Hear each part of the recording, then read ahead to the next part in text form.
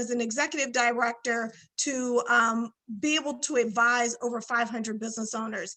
And we have reached out to them over the summer to find out how they were doing. And so I'm going to be sharing a little bit about the mistakes that we've seen that they've made and suggestions or examples of how you can turn that around and the small changes that you can make that will make a big difference. Yolanda's going to break you guys out in groups. And what I want you to discuss, and I guess it's going to be, depending on how many, maybe about 4 to 6 people in each group. I want you to take a minute or two for everybody to discuss what's one mistake that you made. And then we're going to come back as a group, and then a few of you can discuss, and then I'll take you through the 4 mistakes that I have. So I'll also be putting that in the chat, but it's 1 or 2 minutes about mistakes, one mistake that you've made in regards to COVID.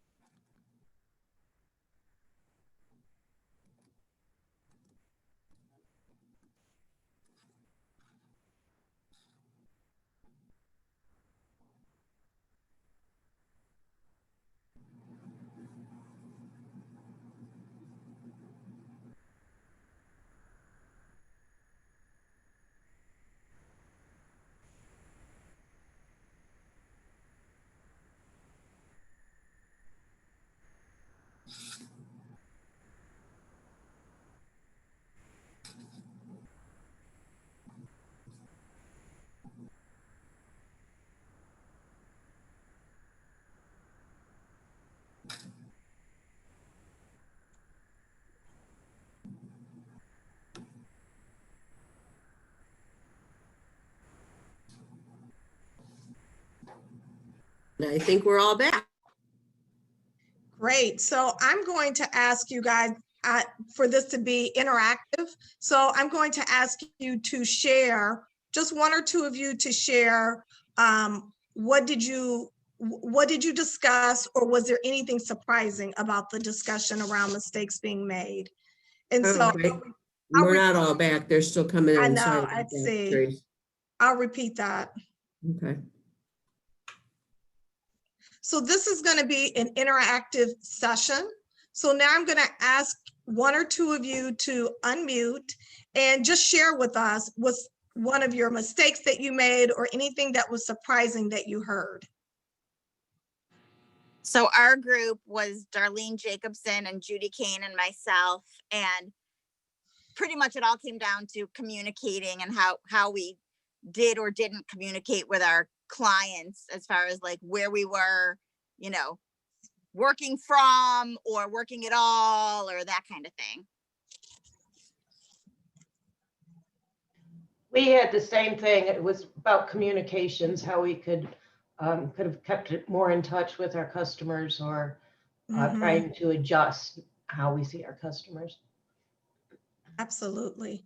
Anyone discuss anything else? Oh, go ahead, Liz. Yeah, our group, mostly fortunate that their businesses actually grew, except for me. I probably was the only one in our breakout session who I realized that I needed to broaden my scope of clients back again, because being so focused on the geriatric sector with my massage kind of closed me out of having work. But like I said, if I didn't have the omnitrition piece, I would not have made it through COVID. Thankfully, I had a pivot plan with another business, but in my massage business, I'm now back up rebuilding to people who are not seniors, because I can't go into the facilities and I can't, work on my senior people. So that was the only difference in our group. One last volunteer to share. Who wants to speak for our group? Not me. Gail, you actually, Liz, were you going to speak for our group? Yeah, I'll toot Gail's horn real quick, because Gail was very proactive, and she cleaned up her email distribution list. And so she was very productive the first couple months. I think that we all agreed the first couple months, it was hard to focus. It was hard to be clear. But so I give kudos to Gail, at least for, starting that process and remaining focused. Thank you. Susan, were you saying something? I thought someone else from our group was saying something, but I'll just say it real quick. What we really discussed was not a mistake we made, but that, we realized that the important thing that we needed to do starting from the beginning of COVID was to lead with service, not sales, that we needed to help people with solutions and, those type of things, rather than being worried about the sale, to be concerned about people with where they were and what was going on with their life, and see how we could provide help and support to them. And, know that the sales will come later if we can, show that concern and those solutions for our customers now. I really appreciate that, because that is definitely one of the points that I have in here. And the other thing I like about your group is y'all didn't even follow directions. You be like, we're not talking about no mistakes. I would do the same thing. I do my own thing. So I'm all right with that. And I think that you make a really good point. And so I want to share the 4 COVID mistakes that I have seen the past few months.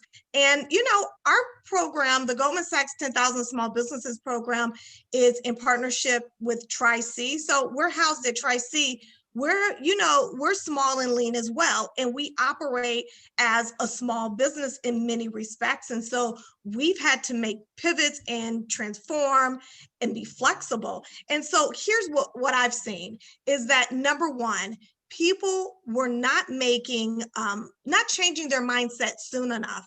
And so that was a discussion in our group where you're like, okay, this is not going to take that long. We'll be over this in a few months. I'm going to tell you, this is how ignorant I was about COVID-19, is when this broke out in February and it was in China, I was like, whoo, that is too bad for China. That is just too bad. That's horrible. Little did I know that it would just ravage the entire world and really hit us hard in the US. And so changing our mindset is, I think, one of the top things that I've seen. Number two is not talking to your clients and customers to see how you can help. So that's to Susan's group's point, is just getting in there and finding out what's going on, and then seeing if you can help them with their challenges. Number three is really not talking enough about our struggles. And when I say that, I don't mean complaining all the time about, oh my God, me complaining about not being able to use my Wi-Fi, but really talking in a strategic manner about how you're going to get to the next level. What is it what are the problem solving techniques that you need to use within your business? And then the last one, and I'm going to tell you this, I see this across the board, whether we're in a time of COVID or not, and that is not having your financial documents in order. When you have your financial documents in order, I'm going to tell you, the world can open up for you. And when you don't, it is a challenge. And it doesn't matter if you're a one-person show or if you have 10 employees or more. Having your financial documents in order will help you be a more successful business owner across the board. So I'm going to move on to talking a little bit more in depth about each one of these. So let's start with changing your mindset. Just a show of hands. How many of you felt like you were too slow to change your mindset and pivot or be flexible? Show of hands. Right? Some people are like, okay, I could have done this a little bit sooner. And so the mistakes that we make in general, and more specifically during this time, is thinking, well, this will blow over. It's not going to last. I remember one of my team members said, Patrice, this is going to go on for a year and a half. And I was like, this person is insane. That is not true. It's not going to happen. And now we are almost at a year, point. And so not being able to say and be honest with yourself and say, you know what, things aren't changing and I need to make a change in order to get a different result. Some of this, as someone mentioned earlier, is, you're just in a fog. Like, where do I even begin? One moment you have clients for many of us, and the next minute you don't. So how do you do that? And I'm going to say, I don't think we talk enough about our mental health, but I think depression has a huge impact on how quickly business owners were or were not able to pivot and make changes. I mean, I talked to business owners that were just like, I don't have time to think about 10,000 small businesses or anything, because I have seen my income go from here all the way down to the bottom. And taking care of ourselves and making sure that our mental health is intact is of the utmost importance. There are all different types of resources out there for all of us to talk to someone, to kind of vent and get whatever the angst is that we have, get that out. Because once you have that out, then you can be strategic. You cannot be strategic if you are depressed. You cannot be strategic if you are in panic mode. And you cannot be strategic if you are in denial. So I want to talk about, just quickly, a couple of examples of our alumni who were able to pivot, some quickly and some it's taken time, right? So this is not going to, we're not going to have the economy we did the next day, right? Like we had pre-COVID.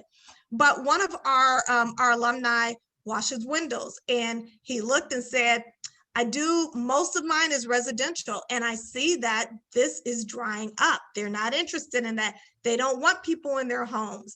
And he said, well, what can I do? Well, he said, I have all the type of equipment that I need. What people need are, like, one of the pain points is making sure that their business is COVID-19 free. So he began sanitizing business offices. And that has made a huge difference in his business. And he was very, very proactive. I have another example of a restaurateur who's an alumni, and this one has been a slow process. When COVID hit and DeWine closed all of the restaurants, pretty much closed them down to being able to dine in, he said, you know what? I'm closing down this model. This is not working. It hasn't really worked for years. And so now I'm going to pivot and I'm going to create a different business model that is going to be more lucrative and more financially successful. And so when we look at this, sometimes it feels like we are failing. It feels internal. We take it personal, but many times it's an opportunity for us to see what's already been there. Maybe whatever we're doing isn't working anymore. And so now you have the opportunity to do something that can, which leads me to the next mistake that many business owners made. And that was not talking to clients and customers soon enough. Get out there. If you have not done it now, and even if you did it in the beginning, this is a great moment to touch base with your clientele, with your customers, and simply say, I'm checking on you. What is it that you need? What are your pain points? What are your challenges? What's keeping you up at night? And begin to think about ways that you can support them. It may be with someone in WIN, right? They may need an attorney. They may need a financial advisor. Whatever it is, you start looking at yourself as, like I did, as a business advisor. You are going to advise them now on resources that you may be aware of. And if you don't have a suggestion, you can say, you know what, let me think about that to see if I can come up with a solution that may work for you. Here's the other piece of this. Many times there are products and services that we offer that our clients don't even know. And you don't realize that they don't know it until you are talking to them. Like, for example, I spoke with a salon owner, and she says, well, you know, we also do eyelashes, we do eyebrows, but her clientele doesn't know that. And so they'll say, oh yeah, I'm getting my eyelashes done somewhere else. And she's like, hold up, wait a minute, we have that service. So this is an opportunity for you to say, here are some products and services that we offer that we think can still be of value for you. And so I want to take a pause here just to ask you, what, for those of you who had the conversation about talking to your clients, what did you learn from them that you were not aware of before that or prior to that conversation? And you can unmute. Yeah, a lot of my customers, when I finally did talk to them and I said, oh yeah, we pivoted to PPE supplies, they were like, oh, we wish we would have known. We couldn't find them anywhere. Yeah. That's a really great point. And I think that goes to the not contacting them soon enough. And, you know, it is what it is, right? Like, you can't undo the past, but you can definitely reconnect and make sure what else is it that you're doing. And Michelle, I love that you said, here's what we're doing in response to COVID. And you made it, you put it up there on Front Street and said, this is how we're pivoting. And I think that that's very crucial, because you can pivot, but if no one knows, then it really doesn't mean anything. It's not going to be significant until you communicate that to your clients and to your customers. And so the third that I want to talk about is not talking to other business owners, period, about the challenges that you are going through. How many of you had little powwows with people that you know to kind of brainstorm about what to do next? I love it. I love it. So Maria, I saw your hand go up. Can you share a little bit about your strategy and what you learned from it?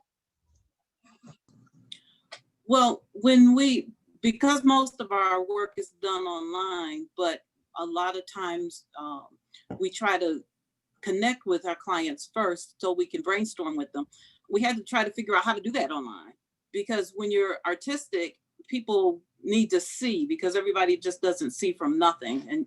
And so we always try to give them a heads up of here's what it could look like for you. So what was suggested is that we just use our social media more. And so we started sending out samples of different types of projects. So we do a lot of historical things and a lot of things that mix history with fantasy, or we have a project that projects 30-20 and how things that are happening in our social setting today would look like in 30-20. So we had to mix the Jetsons with Pocahontas. I mean, so we're using social media more just to give people ideas to so they can brainstorm more. Yeah, so it's given us another way of being creative. And Darlene, if you are open to sharing and kind of unmute, what did you learn from your conversations when speaking with others? For me, I have friends that are also small business owners with employees, and we talked a lot about how do we keep everyone safe when they're going to be out in the public, and how do we also communicate with our clients what they need to do to keep themselves and us safe when we're interacting with them. Were these people in the same industry or different industries? No, different industries, but still service oriented and one-on-one with their customers like we were. Great, thank you. Thank you for sharing that. And here's what I suggest. I suggest if you don't have a group, create one. Create an informal advisory group where you think about, what is it that I need? Okay, so if you need marketing and you're not a marketing specialist or an expert, then you want to think about who in your network is a marketing expert that could potentially serve on your advisory board.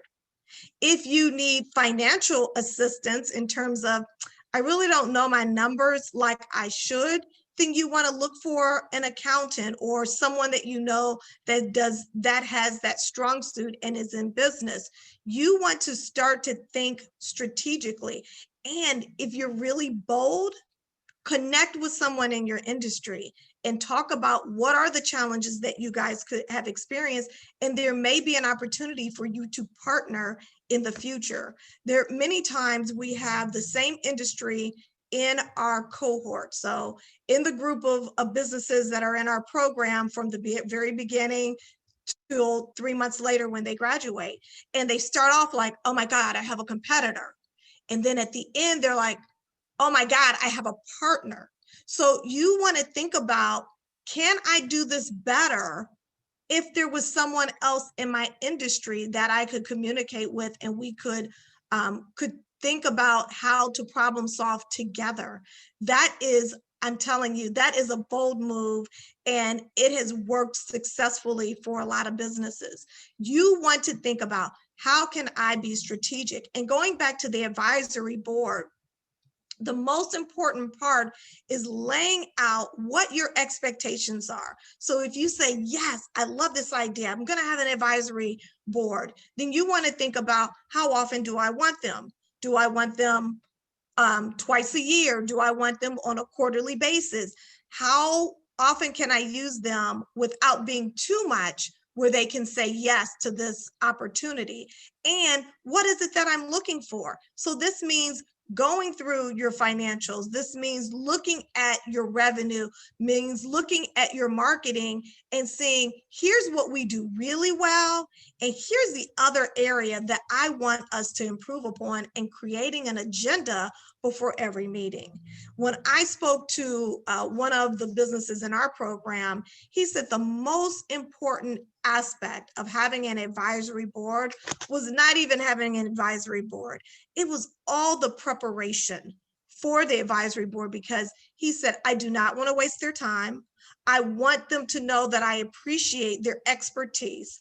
And he had to prepare. So he had to know all of his numbers, and he had to think about what is it that I want to focus on? Because when you're in the advisory meeting, the main focus is, here are the areas that I need to solve problems with. You can talk real briefly about what you're doing good, but it's the challenges that you're going to spend the majority of the time with. And just curious, does anyone have a formal or informal advisory board? Okay. It is a great opportunity. We always encourage our business owners to do that, and they are very, very happy with the outcome. And then the last is not having financial documents in order. Now, I used to have my own consulting business, and I'm just going to tell you, there are things I did very well and things I did not do well. And the financial documents was one area that I could have used a lot of improvement on. And this is with me using QuickBooks. What I learned is this: the more organized you are with your financials, the more opportunity you have when you need it, right? So many small businesses and many women business owners in particular do not look for funding or access to capital. This year may be an anomaly because COVID hit everyone, and so many more people who normally would not ask for capital sought it out as well. But you want to put yourself in a position where people can say yes. That means you want to have your profit and loss statement ready, or some people call it your income statement. That really says, here's what my top line is in terms of sales, here are my expenses, and here's my profit margin. This information is going to allow you to track how you're doing and make adjustments along the way. The other thing is balance sheets. I didn't know anything about balance sheets till I started this program. I could create a balance sheet because I use QuickBooks, but I really didn't understand it. And so understanding what are your assets, like what cash do you have? Or if you own a building, kind of like your home, your personal assets are with your home, your business assets are with, if you have vehicles or equipment, things of that nature. And then what are your liabilities? Do you have any loans that you owe? And looking at that and understanding that this is information that you want to be using, that you want to be inputting on a consistent basis, at least on a monthly basis. So when there are opportunities, say, for example, the 10,000 Small Businesses Program, if you were to ever say, you know what, I'd really be interested in applying for that, you need to understand that we will be asking for your financials. And so if you're a person who's keeping up with your financial statements, you click a button, you send it to us, that's it. There's very little for you to do. But if you've never done it before, it's going to take some time, and you may lose out on opportunities if you're not able to get those documents in enough time. And also with investors and bankers and things of that nature. So your financials are extremely important. On my side, I think that this is an area that is easily overlooked by small business owners who are intimidated by financials. I was intimidated by financials, so I get it. I took a lot of different classes to make me more comfortable with the subject matter. I'm not an expert, but I understand it enough to ask business owners the crucial questions that can help them be successful. So I am going to take a pause here, and I just want to know from you all, what are your thoughts about what I've said, or if you have any questions, and you can unmute.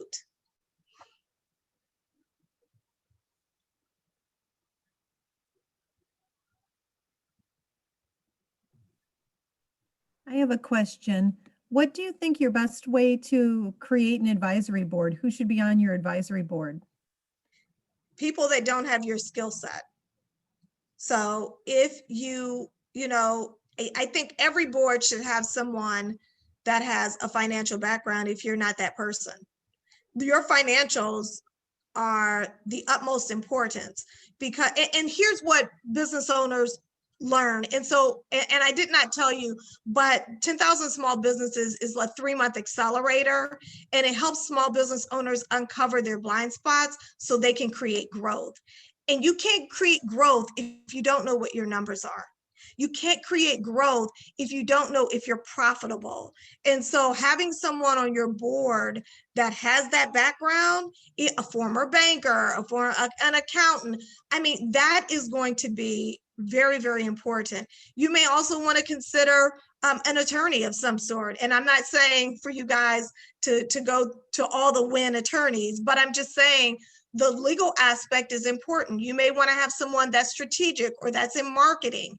And so you look at where is it that I want to take my business in the next year? What do I want to be in the next 2 years? Where do I want to be? What are my gaps?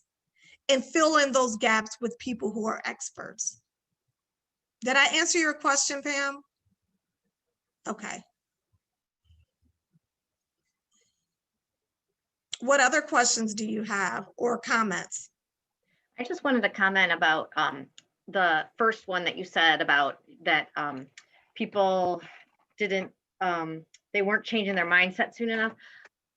I talked to my group about this. I think that I changed my mindset super fast, but I think it's the opposite. Now I feel like I'm kind of at a lull, like, okay, I got, I accelerated, I jumped in, I was proactive, and now it's like, okay, now what? Because it's just not getting better, and so I don't know if it's a comment question, but. Remind me your business. Is it essential oils? Mm-hmm. Okay. Do you partner with people? Do you partner with like massage therapists and where they can sell your oils to their clients?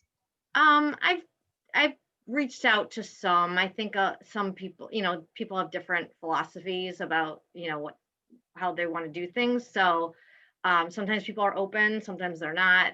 I focused a lot on customer service for a while, and I still am, but kind of like what you were talking about. I mean, I was not concerned about sales. I was concerned about making sure, I think Susan might have mentioned it, making sure that I was, supporting them or, just telling them how important they are, sending a lot of, things to them in the mail, stuff like that. And so now I think and did you say you have an advisory board? I do not. I think an advisory board could be advantageous because it gives you the opportunity to hear from people with different point of views. Uh-huh. And here's the hard thing. And I understand we have a few minutes left, and I'll say this, is that all businesses are not going to be equipped to thrive in this environment. That's just how it is. I don't know what those businesses are, but you have to go and really you have to have a come to Jesus moment and say, is this working? Can I make this work? Can we have growth in the future?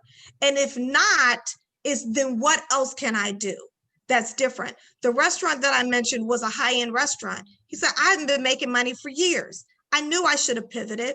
And now this is making me have a different business model. It's still going to be a restaurant, so it's still within his industry, but he's completely stopped everything so that he could take some time off just to think and meditate and figure out what the next steps are. And sometimes we have to do that. Yeah, see, for mine, wellness is I've gotten a lot of business over the last, however many months, because people are finally focusing on their wellness. I just think it's like the idea of just kind of feeling like, where do you go from here? Because I think an advisory board, yeah, you should think about, and it doesn't have to be a lot of people. It could be 3 or 4 people. And sometimes they're business owners that are business advisors for all of their businesses. So you can think about that as well, because maybe there's just an idea that you hadn't thought of, and someone can bring that to you from an advisory board standpoint. Yeah, I like that idea. I actually thought about that a long time ago. So that would be, before any of this COVID stuff, Absolutely. But I hadn't really thought about it since. So that's a good advice. Thank you. You're welcome. I see that my time is up. There's about 1 more minute. So I will thank you so much for joining me and allowing me to come to WIN again. And I just wish you nothing but luck. I did put my information in the chat box. If you want to learn more about 10,000 small businesses and our new guidelines for applications, please feel free to reach out to me. Patrice, Thank it's always a pleasure to have you join us at WIN. I know you've spoken both downtown and at the lunch meetings when we used to meet in person, and you always have so much valuable information to offer. So thank you again. We really appreciate it. Ladies, I want to wish everybody a very happy Thanksgiving. Is anybody available Thursday who would like the ticket for the Women's Entrepreneur Day that isn't already going? Because as of right now, nobody has put any information or availability to be on that Zoom meeting this coming Thursday. All right, well, if you know of somebody or can think of somebody, have them email me. That would be great. It was awesome to see everybody. I am grateful to have been president for the last 2 years. I have one more event, which is our final board meeting. I'm very bummed we're not having our annual event this year as we do every year. But I look forward to working with everybody because I will still be on the board as the immediate past president. So look forward to working with Yolanda and her team and everyone else. And with that, I'm going to go ahead and end it. So everybody have a great holiday season.